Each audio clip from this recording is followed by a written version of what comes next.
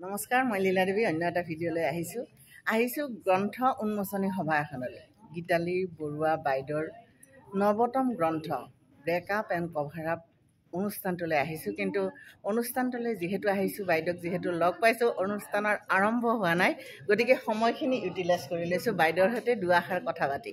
কিতাপখনৰ নাম অন্য আজিলৈকে বাইদেউ যিমানকেইখন গ্ৰন্থ লিখি উলিয়ালে তাতকৈ এইখন গ্ৰন্থৰ নামটো অলপ সুকীয়া, কিয় বাৰু?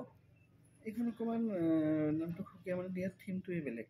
আচ্ছা, ইয়াতে কথাখিনি এনেকুৱা ধৰণৰ যে যুৱ প্ৰজন্মৰ কথা লৈয়ে মই লিখিছোঁ। হয়, আজিকালি তাতো কৰাটো হয়, মানে প্ৰত্যেকৰ ভাল লগা কথা এটা হৈছে। হয়, আৰু টেক্ট্ৰছটো ময়ো ভাল পাওঁ। আপোনাৰ দেখিছোঁ হাতত। হয় হয়, এইটো কৰিলে কি কৰে তেওঁলোকে সদায় মানে প্ৰেমিকৰ নাম লিখে ৰাইট। আৰু কি হয় কিছুদিন পিছত নহয় তেওঁলোকৰ ব্ৰেকআপটো এটা সুলভ হৈ পৰিছে। আৰু গানো ওলাইছে নহয়, আজ মেৰি ব্ৰেকআপ হৈ গ'ল। গতিকে ব্ৰেকআপ, এই ব্ৰেকআপৰ ওপৰত ব্ৰেকআপ যেতিয়া হৈ যায় তেতিয়া কি কৰিব, তাতো নামটো থাকি গ'ল। হয়, তেতিয়া তেওঁলোকে তাৰ ওপৰতে কভাৰ আপ দিয়ে। আচ্ছা আচ্ছা, আজি ইউটিউবত চাৰ্চ কৰিব, আজি কভাৰ আপ টেটু বুলি যদি চাৰ্চ কৰে তেতিয়াহ'লে আপুনি দেখিব বিভিন্ন ধৰণৰ ফুল চুল ইত্যাদি তাত কৰাই আছে। মোৰ কিন্তু এইখিনি আজি প্ৰথম অভিজ্ঞতা, মোৰ মানে আইডিয়া নাছিল। সেই আগৰ নামটো থাকি পেলাই তেওঁলোকে ধুনীয়াকৈ কাভাৰ এনেকৈ কৰি দিয়ে, নামটো থাকি যায়। আচ্ছা, কভাৰ আপ।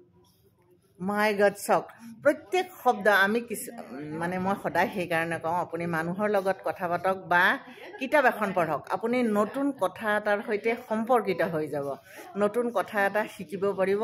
আজি ময়ো শিকিলোঁ। এই বিষয়টোৰ প্ৰতি মোৰ আচলতে আইডিয়া নাছিল। টেটু দেখিছোঁ বা ইজনে ভাল পোৱা প্ৰেমিক প্ৰেমিকাই ইজনে আনজনৰ নাম লিখাও মই দেখিছোঁ, কিন্তু কভাৰ আপ সম্বন্ধে মোৰ তেনেকুৱা নলেজ নাছিল। কভাৰ আপৰ ক্ৰীম পোৱা যায়, ক্ৰীম কেতিয়াবা ইৰেজ কৰিব পাৰি।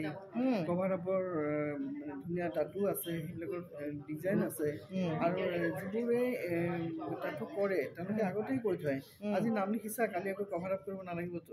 আচ্ছা, কিন্তু মোৰ এই উপন্যাসখন কেৱল যুৱ প্ৰজন্মৰ কাৰণেই নহয়, মই কথাষাৰ এনেকৈ লৈ গৈছোঁ বা এনেকৈ প্ৰতিনিধিত্ব কৰিছে মোৰ উপন্যাসখনে, যে আজিৰ এটা এছাম আছে, তেওঁলোকৰ কিছু ছোৱালী যিবোৰ দেহ ব্যৱসায়ৰ ক্ষেত্ৰত তেওঁলোকৰ এটা ৰেকেট যিবোৰ আছে, তেওঁলোকৰ তাত কিন্তু চিন ৰাখিবলৈও তেওঁলোকৰ নামবোৰ ব্যৱহাৰ কৰে। একেধৰণৰ ফুল এটা আঁকি থৈছে মোৰ ৰেকেটৰ, তেওঁলোকে মোৰ বৃত্তৰ এওঁলোক মানুহ। আচ্ছা, তেনেকুৱা ধৰণৰ কথা কিছুমানো আছে।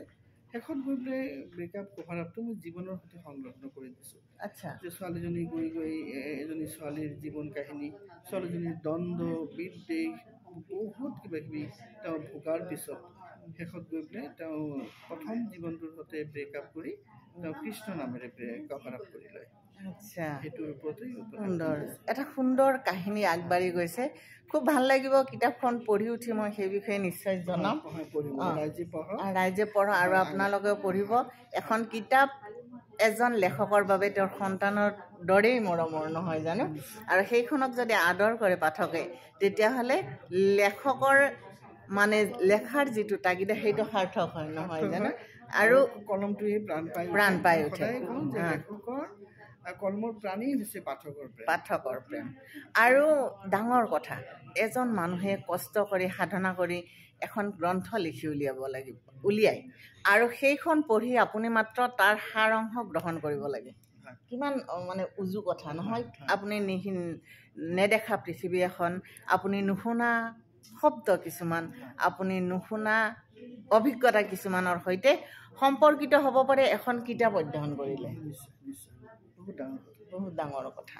গতিকে সত্যনাথ বৰাদেৱেও সেই কথাটো কৈছিল যে আপুনি পঢ়ক, অন্ততঃ দিনটোৰ আপুনি প্ৰবাহিত জীৱনত আপোনাৰ বা জীৱন প্ৰবাহত আপুনি সময় দিব নোৱাৰে, আমি মানিছোঁ ব্যস্ততা, কিন্তু 10 মিনিটো দিব নোৱাৰে নে? এটা পৃষ্ঠাটো পঢ়িব পাৰে, এটা পৃষ্ঠাও আপোনাৰ কেতিয়াবা জীৱনৰ গতি সলনি কৰি দিব পাৰে।